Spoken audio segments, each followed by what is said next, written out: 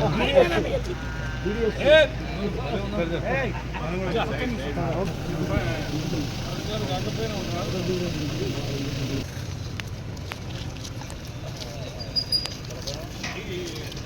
Station ఇవన్నీ ఊరికే చెప్పాల్సింది. ఒకసారి సబ్ స్టేషన్ కాడికి నేను వస్తే మహబూబాబాద్ జిల్లా కలెక్టర్ శ్రీమతి స్నేహ గారిని మహబూబాబాద్ పట్టణ కౌన్సిలర్లు మరియు మహబూబాబాద్ నియోజకవర్గంలోని కొంతమంది సర్పంచులు కొన్ని సమస్యల మీద కలిసి మాట్లాడడం జరిగింది. ముఖ్యంగా మహబూబాబాద్ టౌన్లకు సంబంధించి చాలా కీలకమైనటువంటి అంశాలు, ఈ వరద కాలువలకు సంబంధించి కానీ లేదా మున్సిపల్ ఆఫీస్ సంబంధించి కానీ ఆ తర్వాత ఇందిరమ్మ ఇండ్లకు సంబంధించినటువంటి అంశాలు కానీ ఇంకా విలీన గ్రామాల్లో ఉన్నటువంటి సమస్యలు కానీ మిషన్ భగీరథ మంచినీటికి సంబంధించినటువంటి అంశాలు కానీ అనేకమైన కీలకమైన అంశాలను మరి కలెక్టర్ గారికి చెప్పడం జరిగింది. అలాగే పారిశుద్ధ్యం సంబంధించి కూడా ప్రజలు చాలా తీవ్రంగా ప్రశ్నిస్తున్నారు. ఆ వర్కర్ల సమస్య కూడా తీవ్రంగా ఉంది కాబట్టి మ్యాన్ పవర్ని కూడా పెంచాలి, మున్సిపల్ సిబ్బందిని కూడా పెంచాలని చెప్పని విజ్ఞప్తి చేయడం జరిగింది. అలాగే వార్డుకి 50 లక్షల రూపాయలకు సంబంధించిన ఎస్డిఎఫ్ నిధులు ఏవైతున్నాయో వాటి కూడా పక్షపాత దూరం లేకుండా వెంటనే రిలీజ్ చేయాలని కలెక్టర్ గారికి కౌన్సిలర్లు విజ్ఞప్తి చేయడం జరిగింది. గ్రామాలలో ముఖ్యంగా మంచినీటి సమస్య చాలా తీవ్రంగా ఉంది. అంతేకాకుండా ఎలక్ట్రిసిటీ సంబంధించిన ఆ లూజ్ వైర్లు పోల్లకు సంబంధించి చాలా తీవ్రమైనటువంటి సమస్య ఉంది. అలాగే కీలకమైన అంశం ఏంటంటే ఎన్ఆర్జీఎస్కు సంబంధించి కాంగ్రెస్ సర్పంచ్లకే నిధులు ఇవ్వడం, మరి బీఆర్ఎస్ సర్పంచ్లని పక్షపాత దూరంలో చూడడం, అధికారులు కూడా నిర్లక్ష్యంగా వ్యవహరించడం, మంచినీటి సమస్య సంబంధించి కూడా మరి అడిగితే మరి బీఆర్ఎస్ సర్పంచ్ల పట్ల ఒక రకమైన హేవియ భావనతోటి, చులకన భావనతోటి మాట్లాడడం అనేది జరుగుతుంది.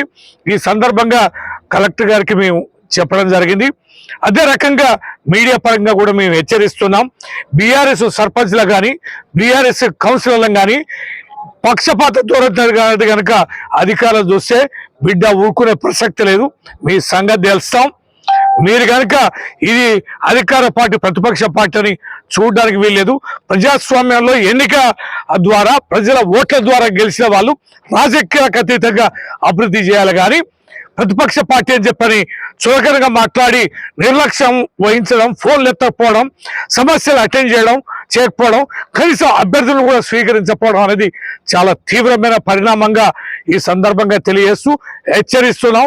మహబూబాబాద్ జిల్లాలో ఉన్న ప్రతి అధికారి రాజకీయాలకు అతీతంగా ప్రజాప్రతినిధులకి గౌరవం ఇవ్వాలి. అనేక మార్లు చెప్పాం, ఈ సందర్భం కూడా చెప్తున్నాం. కలెక్టర్ గారి దృష్టి కూడా ఈ విషయాన్ని తీసుకెళ్ళాం. భవిష్యత్తులో ఈ పరిణామాలు కనుక జరిగితే మాత్రం తీవ్ర ఇబ్బందులకి అధికారులు ఎదుర్కోవాల్సి వస్తుందని తెలియజేస్తూ అధికార పార్టీ వాళ్ళు కూడా విజ్ఞప్తి చేస్తున్నాం. ఇది ప్రజాస్వామ్యం. మీ ముఖ్యమంత్రి గారు అనేక రకాలుగా చెప్తారు అందరినీ సమానంగా చూస్తామని. ఇదేనా సమాధానం? పేదల జిల్లా, గిరిజన జిల్లా, వెనుకబడిన మహబూబాబాద్ జిల్లాలో ఈ రకమైన గ్రామాలనే వార్డులనే ప్రజా సమస్యలకి పట్టించుకోకుండా అభివృద్ధికి దూరంగా ఉంచడం అనేది ఇది న్యాయమానని ప్రశ్నిస్తున్నాం. ఏ రకమైన పక్షపాత దూరం లేకుండా అభివృద్ధి పత్రంలో మమ్మల్ని కూడా ప్రాధాన్యత క్రమంలో పెట్టాలని చెప్పని విజ్ఞప్తి చేస్తూ, ఒకవేళ అలా లేని పక్షంలో ప్రజాక్షేత్రంలో ఖచ్చితంగా ఈ ప్రభుత్వం పైన, అధికారుల పైన మేము భవిష్యత్తులో పోరాటం చేస్తాం, నిలదీస్తామని చెప్పని సందర్భంగా హెచ్చరిస్తూ అనేక విషయాలని కలెక్టర్ గారు సావధానంగా విన్నారు.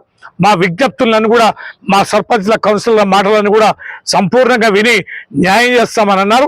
పెద్ద మనసుతోటి బ్రహ్మాండంగా అన్ని ప్రజా సమస్యల్ని సుదీర్ఘ సమయం ఇచ్చి విన్న కలెక్టర్ గారికి మేము ధన్యవాదాలు తెలియజేస్తూ భవిష్యత్తులో వారి సహకారం ఖచ్చితంగా ఉంటుందని చెప్పని మేము ఆశిస్తున్నాం.